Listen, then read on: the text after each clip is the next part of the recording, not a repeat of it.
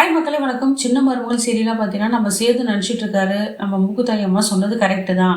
நம்மளுக்கும் தமிழ்ச்செல்விக்கும் வாரிசு உண்டானது வந்து அந்த காட்டுக்குள்ளே தான். எவ்வளோ சந்தோஷமாக இருக்குது. அதனால தான் தமிழ்ச்செல்வியால் அந்த மண்விளக்கு ஏற்ற முடிஞ்சது. இது எவ்வளோ சந்தோஷமா இருக்குன்னு சொல்லிட்டு நினச்சிட்டு இருக்காரு. இந்த நேரத்தில் வந்து நம்ம ராஜாங்க ஐயா வந்து சாவித்ரி, தாமரை, ஈஸ்வரி, சித்ராவெல்லாம் கூப்பிட்டு வான் பண்ணுறாரு. எதுக்கு தேவையில்லாமல் தமிழ்ச்செல்வி வாழ்க்கையில் விளையாட்டுங்க. இனிமேல் சேது வாழ்க்கையிலையும் தமிழ்ச்செல்வி வாழ்க்கையிலையும் குறுக்கி கொடுக்கூடாது. அவங்கள பற்றி எந்த வார்த்தையும் நீங்கள் பேசக்கூடாது. அது மாதிரி நீங்கள் பேசினா இந்த வீட்டுக்கு உங்களுக்கு இடம் கிடையாது. வீட்டை விட்டு வெளியே போகலான்னு சொல்லிடுறாரு. இதை கேட்டு ஈஸ்வரி கோவப்பட்டு நான் என்ன மாமா தப்பாக பேசினேன், எதுக்கு இந்த வார்த்தை சொல்கிறீங்கன்னு கேட்குறாங்க. அப்படியே மாமா நாங்கள் இந்த வீட்டை விட்டு போகிறோம் அப்படின்றாங்க. உடனே நம்ம அப்போ தான் என்னடி உனக்குன்னா 4-5 வீடாக இருக்குது, வீட்டை விட்டு வெளியே போகிறேன்னு சொல்கிறேன். என் பையன் ராசாங்க சொன்னான்னா அதில் 1000 அர்த்தம் இருக்கும். அவன் என்ன சொல்கிறான்னு கேட்டு ஒழுங்கு மாதிரியே நடந்துக்கோ, எதுக்கு விதண்டாவாதமாக பேசுன்னு கேட்குறாங்க. அது எப்படி அர்த்த முடியும்? நானும் தமிழ்ச்செல்வி வாழ்க்கையில் வந்து நல்லது நடக்குதான் நினச்சேன். நான் போய் துரோகம் நினைப்பேனா? தமிழ்ச்செல்விக்கும் சேதுக்கும் கல்யாணம் பண்ணி வச்சதே நான் தானே. அதை மாமா மறந்துட்டாரா? இப்படி பேசுகிறாரேன்றாங்க.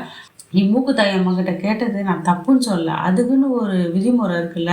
பாவம் அந்த தமிழ்ச்செல்வி, அவளை சபையில் நிற்க வச்சுட்டு அவள் கர்ப்பமானதே நீ சந்தேகப்பட்டு கேட்டால் யாரும் என்னமா நினைப்பாங்க? அவள் மனசு எவ்வளோ வேதனைப்படும். அதை நீங்கள் புரிஞ்சுக்கிட்டீங்களா?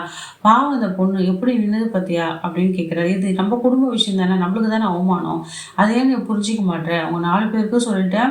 நான் அன்றைக்கே கேட்டிருப்பேன். அங்கே வந்தவங்கெல்லாம் பெரியவங்களாம் வந்திருக்காங்க, அவங்க முன்னாடி நம்ம குடும்ப கதையை பேசவனை தான் நினச்சேன்.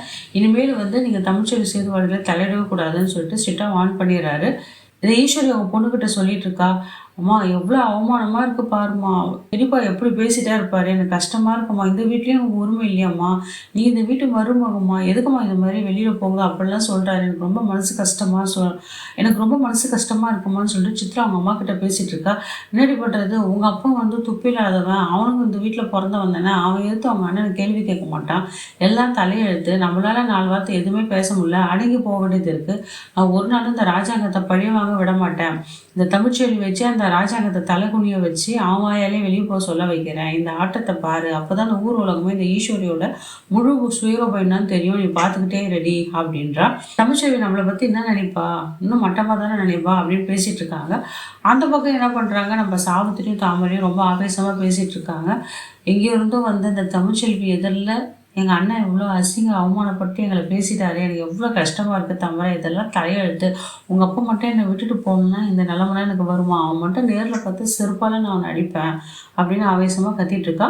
இங்கே நம்ம போஸ் ஆரம்பிச்சிட்டாருங்க. பொம்பளை சோக்கு வேறு, இந்த மயிலுன்னு வேலை செய்கிற பொண்ணு இல்லை, அவளை பார்த்தே சொல்லி விட்டுட்டு அவகிட்டே பேசிகிட்டு இருக்காரு. மயில் உன்னை பார்த்து எவ்வளோ நாளாச்சு தெரியுமா, நான் உன்னையே நினச்சிட்டு இருந்தேன். அந்த மயிலுக்கிட்ட சொல்கிறேன். அப்போ சொல்கிறேன், ஐயா நீங்கள் வந்து பெரிய இடம், நான் வந்து உங்கள் கூட வேலை பார்க்குறீங்க, சகஜமாக தான் பேசுகிறேன், பார்க்குறவங்க தப்பாக நினைப்பாங்க ஐயா, நீங்கள் என் கூடலாம் வந்து உட்காராதீங்க பேசாதீங்கன்றாங்க. அது எப்படி மயில், யார் என்ன நினச்சா எனக்கு என்ன, நீ என்ன சாப்பாடு கொண்டு வந்திருக்க, நான் கலந்து உங்கள் சாப்பாடு தான் நான் சாப்பிட போகிறேன்றாரு. வேணாயா அதெல்லாம் வேண்டாம் அப்படின்ட்டா. அப்படின்னு சொல்லிட்டா என்ன மயில், அதெல்லாம் பார்க்கல, ஏழை பணக்காரெல்லாம் பார்க்கல, எனக்கு எல்லாம் ஒன்று தான், நீ என்ன சாப்பாடு எடுத்துருக்க அதை கொடுன்னு சொல்லிட்டு மயிலோட சாப்பாடை ஷேர் பண்ணி சாப்பிட்றாரு இந்த போஸு.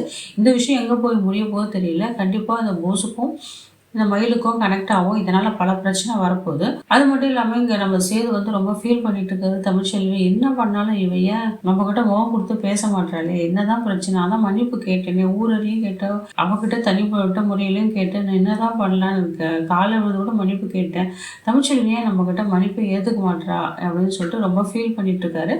தமிழ்ச்செல்வியை கேட்டிருக்கா. தமிழ்ச்செல்வி இன்னைக்கு எனக்கு 2ல் ஒரு முடிவு தெரிஞ்சாகணும், எதுக்கு நீ என்கிட்ட முகம் கொடுத்து பேச மாட்டேன், நான் எவ்வளோ மன்னிப்பு கேட்டேன், இதுக்கு மன்னிப்பே கிடையாதான்னு சொல்லிட்டு ஆதங்கமாக ஃபீல் பண்ணி கேட்குறாரு நம்ம தமிழ் வந்து என்ன பண்ணுறாங்க, எதுவுமே பேசாமல் ஒரு திருக்குறள் எழுதிட்டு போவாங்க.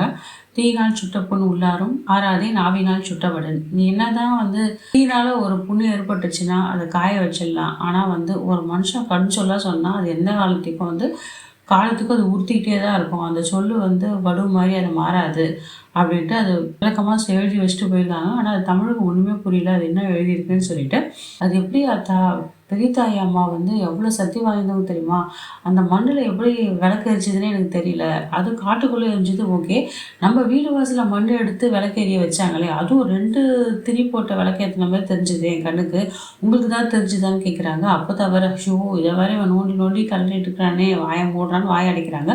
இந்த நேரத்தில் தனமும் யோசனை பண்ணிட்டு இருக்காங்க. மலரும் சொல்கிறா, ஆமாம் அப்போ தான் எனக்கும் அதான் யோசனையாக இருக்குது, ஒரு தீபம் எரிஞ்சா பரவாயில்ல, 2 தீபம் எரியுதே, ஒருவேளை தமிழ்ச்செல்வி வயிற்றுல வந்து 2 குழந்தை உண்டாயிருக்கோ என்னன்னு தெரியலையே அப்படின்றாங்க.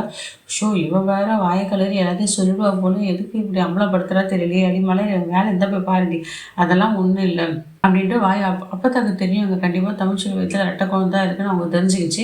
இதையே எல்லார்கிட்டையும் முதலே வெளியில் சொல்லணும்னு சொல்லிட்டு அப்பத்தை தடுத்துட்டு இருக்காங்க. தமிழ்ச்செல்வி சேது மேலே கோவம் எப்போ தான் குறையும்னு தெரியல. அவன் தான் இவ்வளோ மன்னிப்பு கேட்டான், வேதனைப்பட்டான், எவ்வளோ வேதனைப்பட்டு பேசிகிட்டு இருக்காரு தமிழும். ஆனால் தமிழ்ச்செல்வி ஒரே அடம்பிடிச்சிட்டு தான் இருக்காங்க.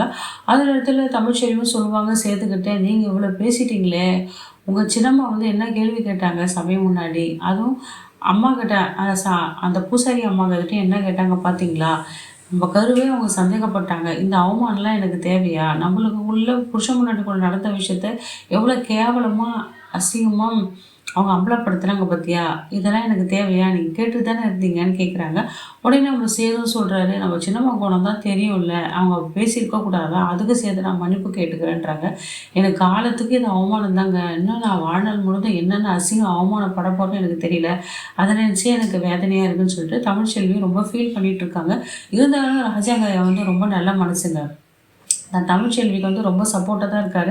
தமிழ் இதெல்லாம் நீ மனசில் வச்சுக்காதம்மா, யார் என்ன சொன்னாலும் அதை பற்றி நீ பொருட்படுத்தாத, உனக்கு மாமா நான் இருக்குன்னு சொல்லிட்டு ரொம்ப சப்போர்ட்டாக தாங்க இருக்கிறாரு. தமிழ்ச்செல்வி என்ன முடிவு எடுக்க போகிறான்னு தெரியல. சேது கூட வாழ்வாளா இல்லை பிரிஞ்சு போவாளா என்னன்னு தெரியல மக்களே. இந்த வீடியோ உங்களுக்கு பிடிச்சிருந்தா லைக் அண்ட் ஷேர் கமெண்ட் பண்ணுங்கள். அடுத்த வர வீடியோ உங்களை சந்திக்கிறேன். நன்றி, வணக்கம்.